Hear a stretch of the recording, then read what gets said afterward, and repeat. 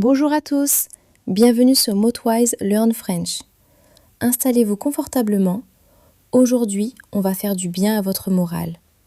On va briser un immense mythe. Une idée reçue qui bloque des milliers d'étudiants. Léo, salut, dis-moi, quelle est la réaction des gens quand tu dis que s'enseigne le français? Salut Alice. Oh, c'est toujours la même scène. Les gens me regardent avec des yeux ronds.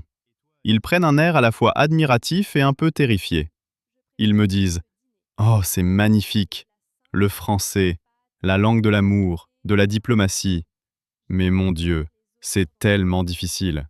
La grammaire est un labyrinthe. La prononciation est impossible. Tu entends ça aussi de ton côté? Oh, mot pour mot, c'est absolument universel. Le français a cette réputation de monstre linguistique. Les gens ont peur avant même d'ouvrir leur premier livre. Ils pensent que c'est une montagne infranchissable. Mais aujourd'hui, on va vous prouver le contraire. Ce n'est pas si terrible. C'est même plutôt accessible quand on change de perspective. Tout à fait d'accord. C'est d'abord un blocage psychologique. Les gens se focalisent sur les difficultés, mais ils oublient les énormes avantages qu'ils ont déjà. Le tout premier grand secret? Si vous connaissez l'anglais, vous connaissez déjà une quantité incroyable de français. Environ 30% à 40% du vocabulaire est partagé. C'est un bonus gigantesque. Pensez-y un instant. Tous ces mots sophistiqués qui finissent en tillon, ti ou able, c'est presque exactement la même chose. Information, attention, direction, liberté, université, table, probable, restaurant, hôtel, impossible, même orthographe. Parfois, juste un petit accent change, rien de plus. En gros, vous commencez votre apprentissage avec un bagage de milliers de mots, sans aucun effort. C'est de la triche légale. Mais attention, il y a un petit piège. Les fameux faux amis. Ces mots qui se ressemblent mais qui ont un sens totalement différent. Par exemple, le mot actuellement ne veut pas dire actually. Il veut dire currently. Il faut les repérer pour éviter les grands moments de solitude. Justement, pour voir si vous êtes capable de repérer ces pièges de vocabulaire, on vous a préparé un défi très spécial. Pas besoin de chercher un bouton sur votre écran. Le test n'est pas visuel dans cette vidéo. Descendez tout de suite dans la description ou jetez un œil au premier commentaire épinglé en dessous.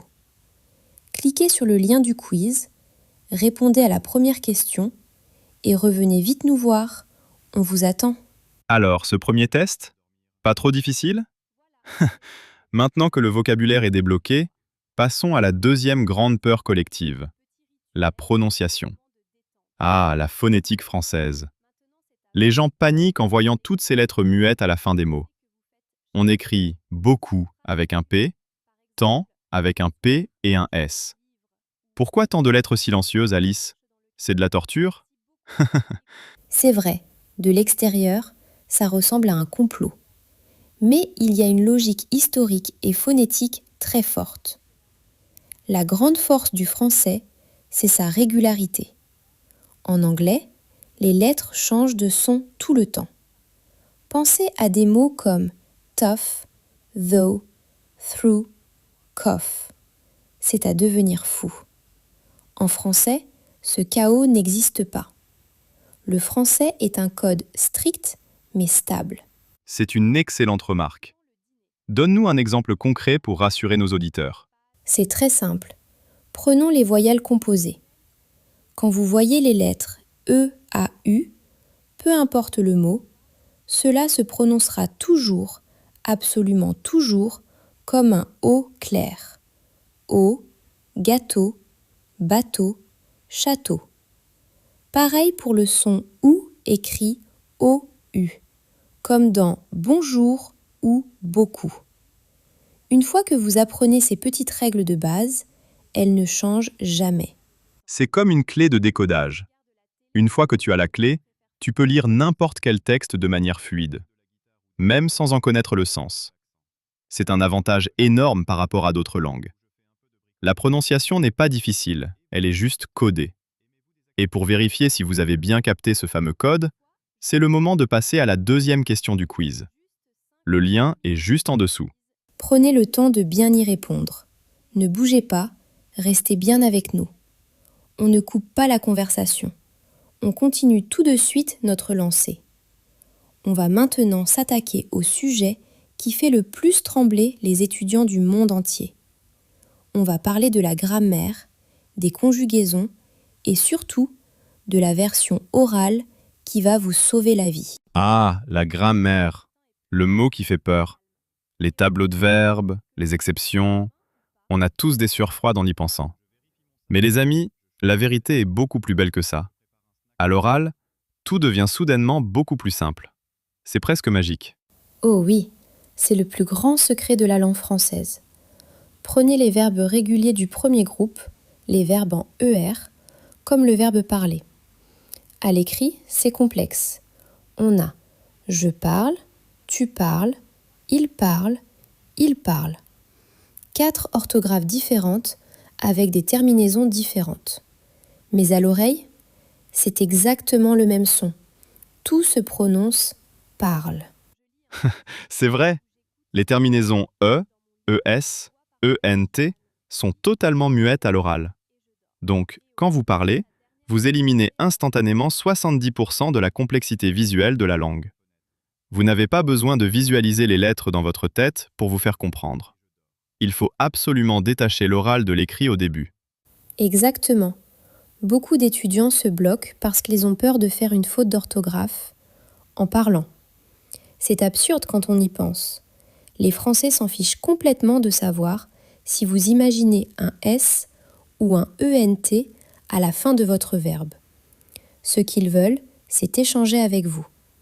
Ils adorent voir l'effort. Ils sont très bienveillants avec les apprenants. Et puis, soyons honnêtes 2 minutes. Même les Français font des fautes de grammaire et de conjugaison tout le temps. On simplifie la langue tous les jours à l'oral. Alors, soyez indulgents avec vous-même. Lancez-vous. Et si vous voulez d'autres astuces concrètes pour débloquer votre expression et oser parler sans stress, pensez à mettre un petit pouce bleu et à vous abonner à la chaîne Motwise Learn French. Oui, rejoignez notre communauté, c'est une super source de motivation. Et profitez-en pour aller faire la 3e question de notre quiz dans la description ou dans le commentaire épinglé pendant que vous vous abonnez. Bon Léo, on a parlé du vocabulaire, de la phonétique, de la grammaire orale. Quel est notre dernier grand secret pour rendre l'apprentissage du français fluide et agréable? Pour moi, c'est ce qu'on appelle l'immersion passive. On a une chance incroyable à notre époque. La culture française est partout, elle est accessible en un seul clic sur nos téléphones. Des séries mondiales sur Netflix comme Lupin, des films, des podcasts adaptés, et surtout, de la musique avec des artistes fantastiques comme Stromae, Angèle, Gims ou Zaz. Oh oui, la musique, c'est tellement puissant. C'est ma méthode préférée pour toutes les langues. Vous écoutez une chanson française dans votre voiture, dans les transports ou en cuisinant. Vous commencez à fredonner, puis à chanter les paroles, même sans tout comprendre au début. Sans que vous vous en rendiez compte, votre cerveau s'habitue à la mélodie de la langue. Votre accent s'améliore tout seul, naturellement, par pure imitation. C'est exactement ça. C'est l'apprentissage par le plaisir, sans effort conscient. Il faut arrêter de voir le français comme une matière scolaire rigide avec des notes, des règles strictes et de la frustration. Voyez cette langue comme un jeu, comme un nouveau monde culturel passionnant à explorer au quotidien. C'est de cette manière qu'on progresse à pas de géant, presque sans travailler. C'est la plus belle conclusion possible pour cet épisode. Le français n'est pas difficile, c'est juste une magnifique aventure qui vous attend. Les amis, c'est le moment idéal pour répondre à la toute dernière question de notre quiz interactif. Le lien est toujours là, juste en dessous, dans la description. Partagez votre score final avec nous dans les commentaires, on veut voir vos réussites. Un grand merci à tous de nous avoir suivis aujourd'hui sur Motwise. N'oubliez pas de jeter un coup d'œil à notre autre chaîne Motwise Learn English, Si vous voulez inverser les rôles et voir Alice galérer un peu avec l'anglais, ça vous rassurera à coup sûr. Et je me débrouille très bien en anglais, d'abord. Prenez soin de vous, ne craignez pas les erreurs, osez parler et à très bientôt. Salut Léo!